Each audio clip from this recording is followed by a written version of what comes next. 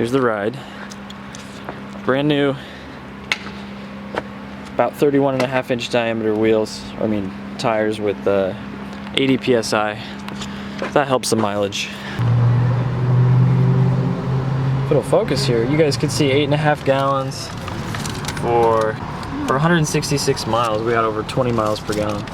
It was saying 20.4, so that's pretty accurate. Not bad for 6.2. Our drive was mostly non-freeway. We were averaging probably 55 to 60. The last 30 miles where we were going 65 miles an hour. So not bad. This gives you guys an idea of what kind of mileage you can expect out of one of these. This is, of course, cab and a half, 4-wheel drive.